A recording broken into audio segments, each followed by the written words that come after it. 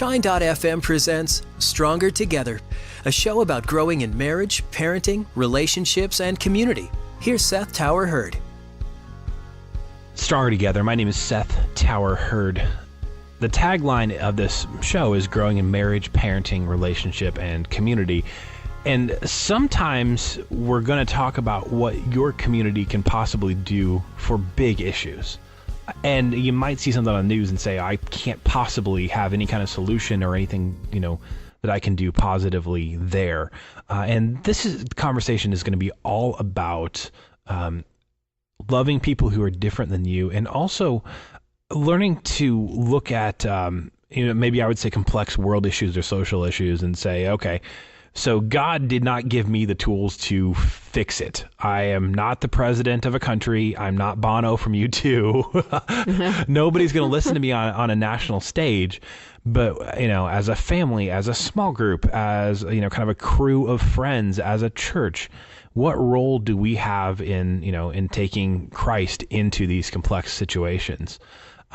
Denise Harlow joins me, who's been on other Stronger Together episodes, from Parkview Christian Church. You and your husband, Tim, actually, kind of came into this church that's now, up around, several thousand with multiple locations. You came here at a time when the church was like 100 people, was basically going to shut down, and just sort of banged your heads against the wall for 8 years with nothing happening. Yeah. And then right about when we met, the church grew like crazy. And so just to give a little bit of context of how you wound up, kind of where you wound up in the situation we're going to talk about. Obviously, a lot of violence going on right now in the Middle East, and you could pretty much pick a year between 1940 and now and probably say that. But, here we are again. And I wanted to get you on specifically because you actually just did a trip with some other Christian leaders about looking at the peace process. Right.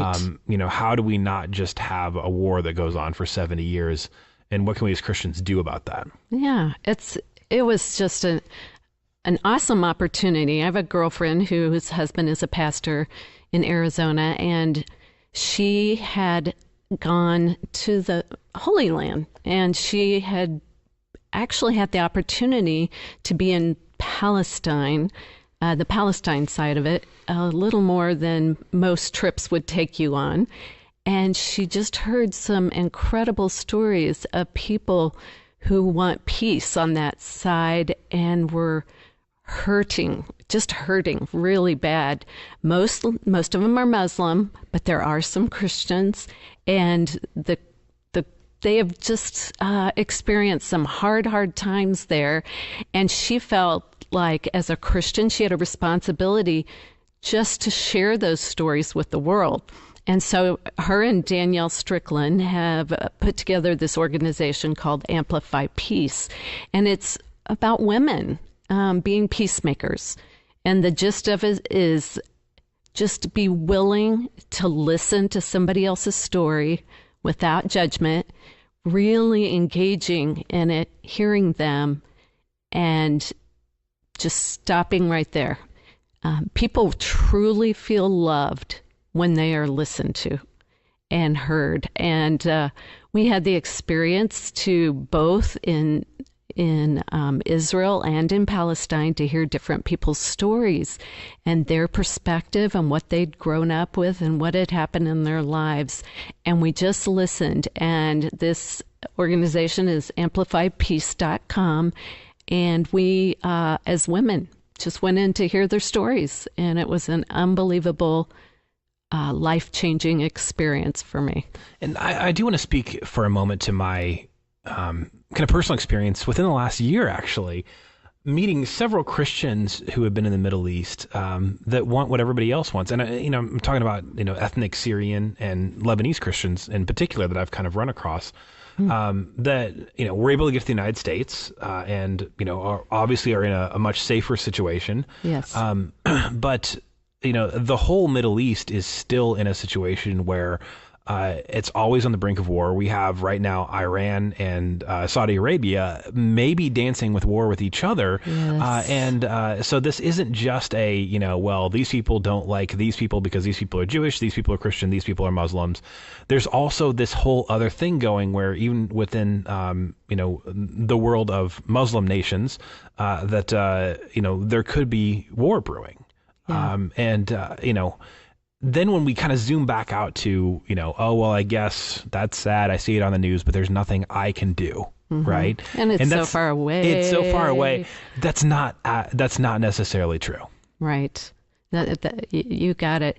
It was so interesting for me because I had been to the Holy Land before, just on a normal see the beautiful sites where Jesus had walked, Sea of Galilee. I'd been to Jerusalem. One day just went over to Bethlehem and experienced Bethlehem, which is in the West Bank, which is Palestinian, but Israeli controlled. And that's all my experience had been in the past. And now I spent this trip. They call them people there living stones. And they said it's not just about seeing the dead stones, it's interacting with the living stones that are living there. So this was a new experience for me. I still saw the special, beautiful sights, but we just loved on people by hearing their stories. Now, for me, interesting enough, I had to kind of do this inner search with my heart and what God was wanting of me, because we were going to be interacting with a lot of Muslim people also on this trip. And I had to decide, okay, if I'm going to be interacting with Muslim people and go have a meal in their home, am I condoning them? Am I condoning the faith they're practicing? I mean, I had to search my heart and really pray about it. And I came out on the side, no, you can love people and not be condoning them. And I think as Christians, we have to think about that. It's not always our job and always God's plan for us to be the other people's Holy Spirit and make them stop. Sometimes it is just about loving people, because that's what Jesus did. Well, and let me break this down a couple of different ways. By the way, this is Stronger Together. It's a show about growing in marriage, parenting, relationship, and community. My name is Seth Tower Hurd. So my wife Amanda and I are having kid number 1 in October, right? Judaism, according to the ethnicity of the people, actually passes through the mother. So if your dad was Jewish, technically you're not Jewish, oddly enough. If your mom is Jewish, you are. I'm not Jewish. My wife is ethnically half Jewish. And so, I'm looking at this climate realizing that, my child will, be ethnically Jewish. And I've got to say that more than what's going on in the Middle East, my concern right now is anti-Semitism in the United States. I find that to be very concerning. As far as what's going on in the Middle East, it's weird. I've just been in this weird year where I've met a lot of people from the Middle East. I actually met a guy who had worked as a translator for American forces in Iraq and was able to get his family out. And he's been here for several years. And we just kind of got to be friends. And I mean, I hope I can say this without crying, but he's like, man, you're one of the first real Americans I ever met. And I'm like, but you lived here and he was just like, yeah, but people don't see you. They don't notice you. They just kind of go about their subdivision life and they don't want to know who you are. And you're one of the first ones that stopped and talked to me. And I mean, that floored me. Wow. Do I think that gentleman, who definitely believes very differently than I do as a Christian, do I trust that gentleman? Do I think that gentleman could be friends with my family and love them? Absolutely. Am I as optimistic about all people who were born in America and in a time when anti-Semitism seems to be increasing? I'm not. So this is a complicated issue. It really is. And it has so much history. They had to give us history lessons before we left the first 2 days. So we had an understanding of where these people groups were coming from when we were there. it was just eye-opening. And what we are establishing is that we are pro-Israel and we are pro-Palestinian. We are pro-people like Jesus was. And we want to hear their story and love on them. We, like I said, we got to eat in a Muslim home, and we heard that man's story, and he was probably in his 60s, and he said, we used to be neighbors. We had Christian neighbors and Jewish neighbors, and we would help each other. I loaned money to these families, and we were friends. And then as this history came and this animosity became so real over there, and military occupation and all kinds of things, the relationships between these people have just crumbled. We did meet some on both sides that were trying so hard for peace, both sides. One lady who lives on the border near Gaza, her name's Ronnie, and she is Israeli, and she has friends. She had lived in the Sinai Peninsula, had to move out when that went to Egypt, and she has friends that then had to move over to Gaza. And whenever missiles go off, they call each other, are you okay? How about you? Are you okay? Because they know they're both just people and they love each other. So it's quite moving to hear the stories that are happening over there. Yeah, go ahead. Yeah, no, and I think this relates too to where we're at in the United States. So let me come back to that. Let's kind of finish out the Middle East piece, and I want to talk more about what you can do to love people who are different than you in your backyard, because this is in a lot of ways an allegory, right? Yes. So the first thing is that you're listening to Shine.fm, you're going to have one of about 3,700 different ways of looking at conflict in the Middle East. Mm-hmm. And so we're not all going to get to the same place there, right? Nor is it, my job to convince anybody there, right? But we do have a lot of people who are listening that, from lead a church to lead a small group to influence your own kids. This is kind of the hot button of the world right now. As Christians, what can we do to make a better world? Just logistically, you've been there. Is there something we can do right here that does touch that? Are there organizations we can check out and support? Well, it's interesting because all of us, it was a group of women that went, and we have Skype calls, follow-up calls once a month, and we were asked, what has changed since you took the trip? And several of them said, I saw people from different backgrounds, different skin colors, as people, as a person with their own story. One lady even said, I got stuck in the hospital in the elevator with two Muslim women, and one of them was pregnant, and I could tell she was panicking. She said, I would never have done this before, but I reached over and I touched her arm and I said, it'll be okay. She said, I wouldn't have done that before this trip. Just realized this was a scared woman.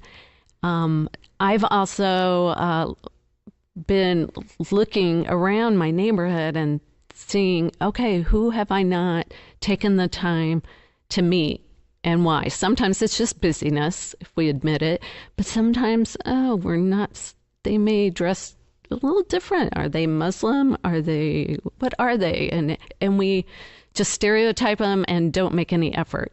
Hey, go over and meet and hear their story, build a friendship, and they're going to see light in your life and love in your life if you do that.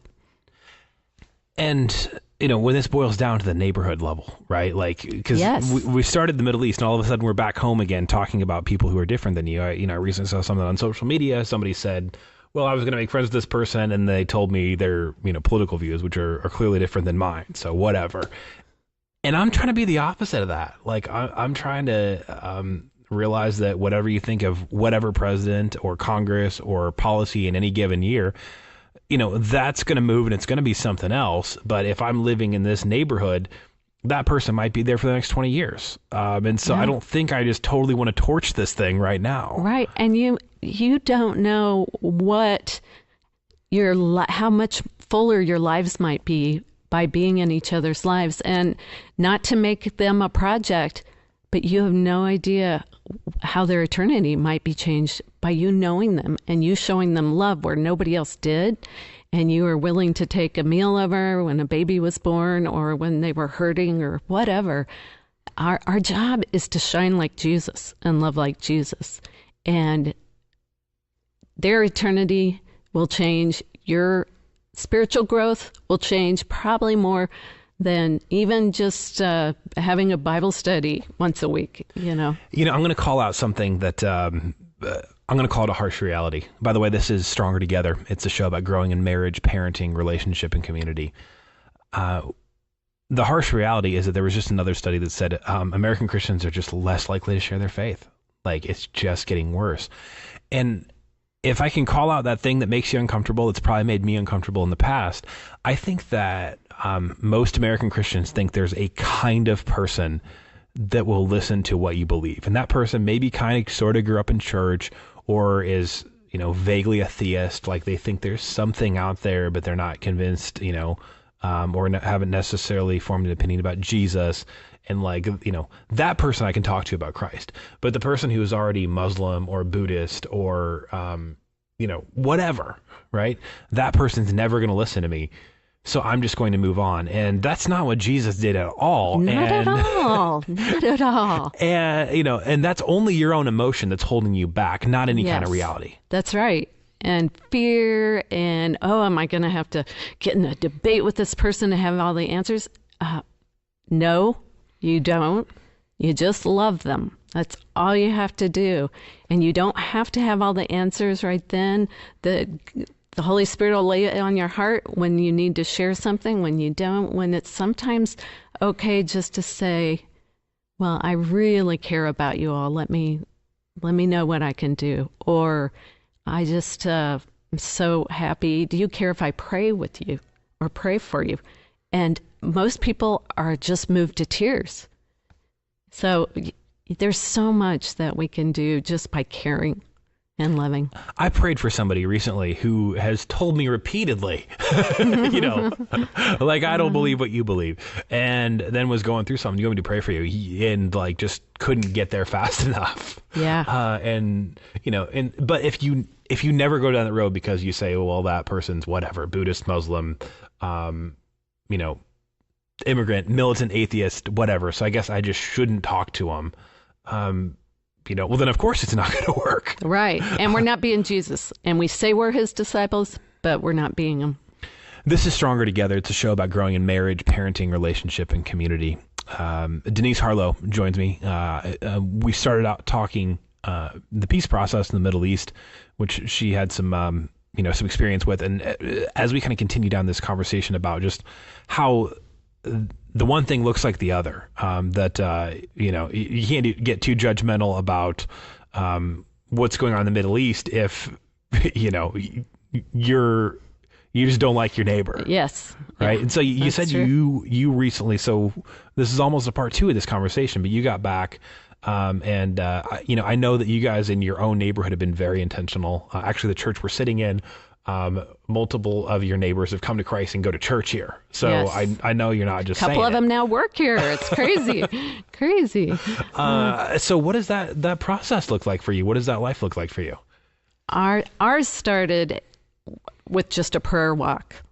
We were challenged to do a campaign, and we thought, well, we can't tell everybody else to do a prayer walk in their neighborhood if we don't do it. So Tim and I, we were new in the neighborhood, and we just walked around and as we passed houses, we prayed for the people who would be living in those homes and that we could be light and introduce them to Jesus and love them. And the biggest thing that we did after that was attend block parties, host a soup night. Anybody can come over that lives in the neighborhood. Was there a Bible study with it? No. There wasn't. Did we pass out tracts at the at the block party. No, we just showed people we loved them and we just cared about them and had conversations with them. And it's amazing what God's done through that as we look back when we've lived there, 25 years. So, and I think that where we're at as a country, you're just not seeing that kind of neighborliness anymore. And I think part of it is that people move a lot more than they used to. Right? Yeah, that's so true. You're just not, and you guys just kind of moved into a house and never moved out of it. That's true. So that helps. But just, when we're talking about how do I share Christ with my neighbor, just the fact that you're different, they're going to notice. Sometimes even to like a funny point, like there was the Mayweather-McGregor boxing match, which was a huge cultural event last summer.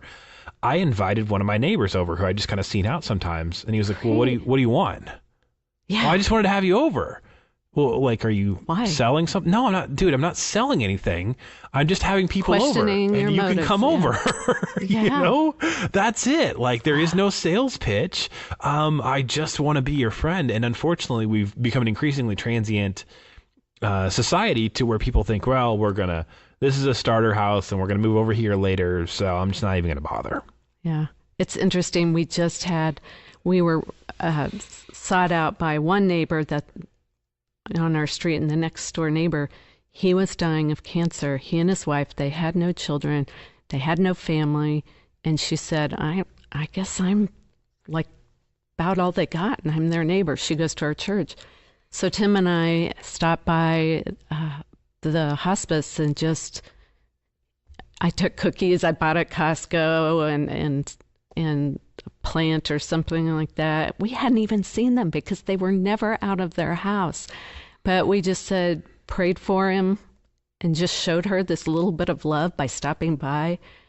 And she can't get over it. She just can't get over it. He passed away. And our church, a couple of people stopped by checking on him. And can we do anything? She can't get over it. And you can watch for new babies, tell when those are going to be in, deliver a meal. That was so easy for me to do at that stage. Make double dinner, no big deal. Or if you have an old person down the street, hey, I would love to bring you dinner at least once a week, or have them over because they're lonely. Yeah. Okay. So I got to tell this. When we talk about, and a lot of times we do have a lot of elderly in our communities that their kids are far away. They don't get a lot of social contact. Mm-hmm. I had some neighbors one time that actually called after I moved in because they didn't like the way that the hose was wound up out front. Not that I left the hose out in the driveway. They just didn't think I'd wound it up appropriately. Oh my goodness. And there was a couple other just ridiculous calls like that to where I was like, okay, next call, I'm going to go buy an old car and put it on blocks. They have way too much time on their hands. It's so. And what our relationship is they would get their input on their TV messed up, so they couldn't get to their cable box, and I would come over and fix it. And gradually, we kind of got to kind of get each other. But I still didn't even think they liked me that much. And when I told them I was moving, they cried. And it's like, I had no idea. Yeah. I didn't even feel like I did anything. I pushed one button on their TV over several months. They probably just had so few people in their lives, and you were way more important than you even knew. Yeah. And so, I live far enough away. I haven't been able to go back and see them, but don't discount that out. And if you're a parent, don't discount, getting your kids involved in something like that. Yes. My kids, when we did the new baby meals, I'd have them help make it or help pick out an outfit or whatever, and I just let them help me take it over if they were healthy, and said, okay, don't touch the new baby. It makes moms nervous, but they could see it and pull them in on the ministry part. So yeah. This is Stronger Together. It's a show about growing in marriage, parenting, relationship, and community. We're talking about the community aspect, and we started we started by talking about world peace, literally, and we wound up in your own neighborhood. Denise Harlow joins me. I do want to just speak to, let you speak to the fact that,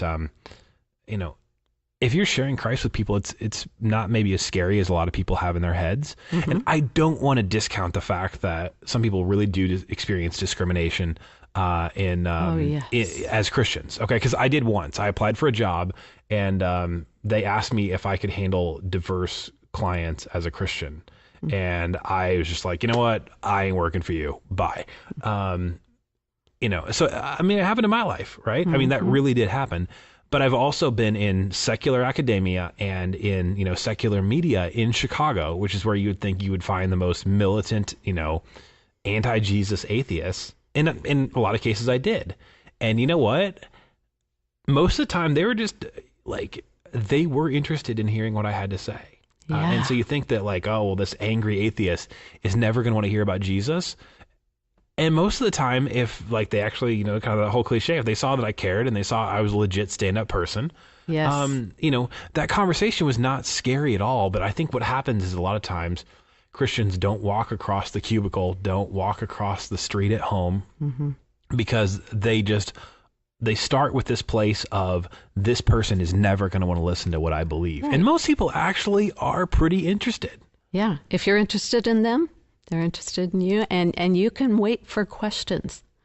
You don't have to lay down the 10 timely truths, right away, or the Romans Road, you can wait for questions, and they may come soon. They may come 3 years down the road, but they'll probably come if you're being loving. And I would actually say that it takes more faith to trust God into allowing God to lead you into how to approach this relationship, as opposed to like, I did get a couple things in like high school youth group where it was like conversational karate. Well, it's like, well, if they say this, then you block their punch, yes, and then you punch them back verbally. Yeah. And then eventually you will beat them into submission and they will accept Christ. And I have yet to see that happen. Hasn't worked. Yeah, that's so true. Cool story out of this Amplify Peace trip that I took. One of our guides, who was actually learning from the organization we were with, her name was Mahar. She was Palestinian, but did grow up in Jerusalem. So she's Israeli as her home. And so she shared her story. We just prayed over her. And all week, the girls just loved on her and loved on her and loved on her. The last night, she was asking a girl, and she started asking questions through the week. The last night, she says, okay, how do I do this? How do I make this Jesus my Savior? And she confessed Christ and was baptized in the Mediterranean Sea our last night. Oh my gosh. Now that was quick, 1 week, but she experienced love like she never had. And I mean, we got to say there, in a context where that is dangerous. Yeah. That's legitimately dangerous to be, especially to be a Christian in the middle of a whole geopolitical thing going on. And so you didn't go thinking, oh, somebody's going to want to be, baptized right in front of me. No. It was amazing to see her demeanor change through the week and what Christ did. So if I can put a bow on this whole thing, I guess really what we're kind of landing here on is that, you went across the world and saw it, and maybe we've both seen it in our own neighborhoods. If you really believe in Jesus, then you believe that, that people have a yearning inside of them for something. And almost every Christian would say that. And then a lot of times somewhere between that and our actions, it gets lost of like, well, no, this person would never listen to the gospel. And maybe this whole conversation is just a reminder that it's not that scary. And odds are, okay, maybe one neighbor is going to run you off their lawn and say, don't you ever come back with that religion thing on me. But most of the time people are genuinely interested in what you have to say, and it's not scary. And I guess maybe the real thesis is they're probably not going to walk over to your house and say, tell me what you believe. Yeah. Especially if you haven't ever shared your life with them. So you have to walk across the street. Yep. Hey, if you missed any part of this conversation, which is about sharing the gospel, be it in the war-torn Middle East or right there at that house next door, you can always grab this entire episode, and every episode of Stronger Together is a part of the Shine.fm podcast network.